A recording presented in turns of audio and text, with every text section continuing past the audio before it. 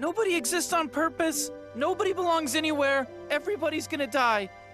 Come watch TV. This is the ideology posed by Rick and Morty known as nihilism. It's an ideology rapidly becoming the default stance, and I personally believe is the root cause for the rise of depression in the Western world. And if you clicked on this video, odds are you're nihilistic too. We're going to talk about why nihilism is killing your mental health and answer 3 questions.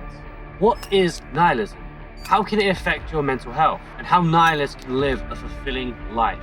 If you're struggling with your mental health, I hope you stick to the end, because I might just say the perfect string of words that makes you turn your life around.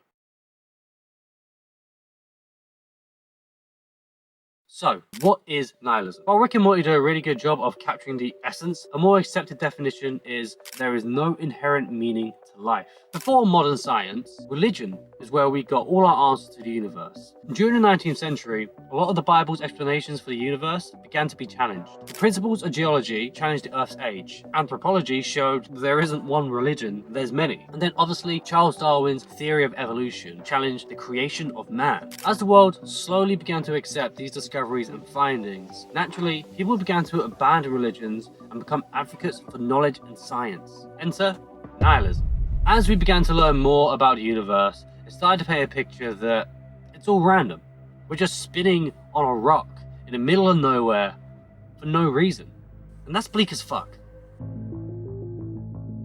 The nihilistic view can quickly lead on to feelings of hopelessness, despair, and ultimately, suicide. There isn't much conclusive data on the relationship between depression and nihilism. However, I think it's just scrolling through the Reddit page, nihilism is evidence enough. It's full of people talking about suicide, struggling with their nihilistic view, and people trying to support each other despite the way that they feel. Now I know 19-year-old me will be watching this video thinking, hey, I'm nihilistic and I love life. And that's true. Nihilism can give you a real profound look on life and make you appreciate everything. I think there's really 2 default responses to nihilism. There's a positive response and a negative response. The positive response: I love life. By some random hope of chance, I was given life. Why waste it worrying on all the little things?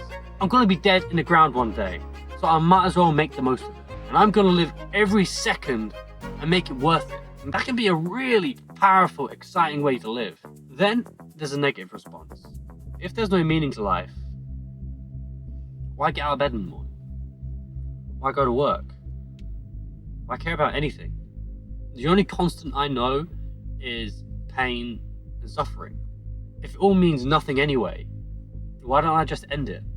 And I think that's the inherent risk with a nihilistic view. If we go through a rough patch, it might be a death of a family member, a heartbreak, or just a hard time. Deep down, we believe that life's going to be no different with or without us. So it really doesn't take a lot to convince us an answer to end the pain is to just end it. And you might defend the positive response, but even that, it's shallow and doesn't really focus on the deep, meaningful connections that you can make in life. And I think that's why when you do eventually slip into that depression, it's so hard to convince yourself you'll ever be happy again, because you didn't build any strong foundations to hold on to. You don't have to feel this way. You can be nihilistic and still live a rich, happy, fulfilling life. You just need to know how. Our rejection of God gave us clarity to the universe, but at the sacrifice of a higher sense of purpose. And that is fundamentally the nihilistic problem. We have no purpose, and humans need purpose. It's what gets us up in the morning. It's what drives us. It's what pushes us to be better. It's what makes us live a good, fulfilling life. To do this, we have to put religion under the microscope. As nihilists, we gave up religion for one reason. Religion got the facts wrong. However, we seem to abandon it and ignored all the other benefits it gave us. Each of these cheat codes have been proven to have massive benefits to your mental health. These are all tools you can use to get your brain out of that dark pit and enable you to set sights on a goal. Depression and anxiety is often linked to a feeling of isolation and not being understood. Being a part of a community directly counters these feelings, as you're in a pool of people who share your thoughts.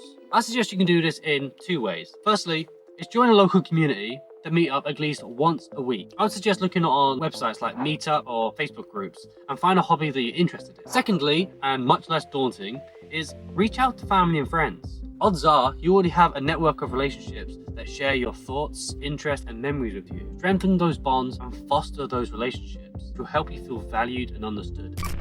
Most religions have their own moral code, a concrete guideline of right and wrong. If you live your life in a way that you believe is inherently good, you're going to see yourself as a good person, which means you're going to value yourself more. Now, you don't need to be religious to be a good person. You can simply just have a top 10 list of what it means to you to be a good person. I would highly recommend reading the book 7 Habits of Highly Effective People. This is all about living your life as a valued-centered person, helping you develop some strong rules to live by.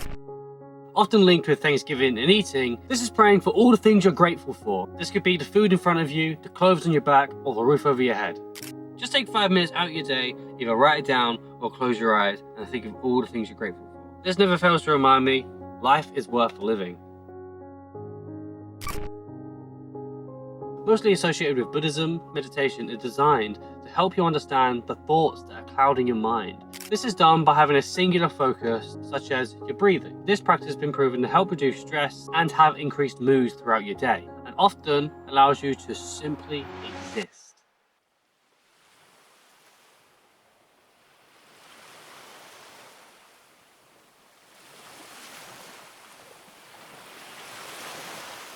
If you're just getting started, I would recommend checking out the app Headspace, or possibly the series of the same name on Netflix.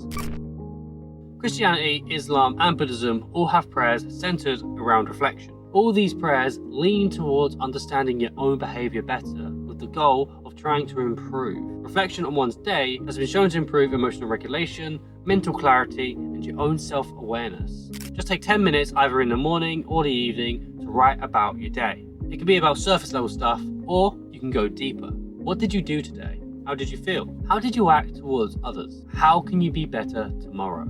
I've personally introduced all of these cheat codes into my life, and they do wonders for my mental health. On their own, these won't give you a sense of purpose, but what they will do is give you strength and courage to set sights on a goal worth aiming for. As I started to build this healthy mindset, I started to notice something that I don't think nihilism has ever really addressed. Human emotion.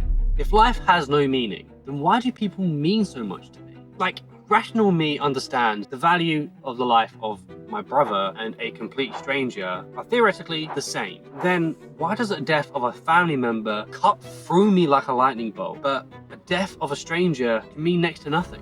Whenever I felt this intense emotion, I didn't give a shit that we were just specks in the grand scheme of things. The only thing in the world that mattered to me was the connection I had with the person in front of me.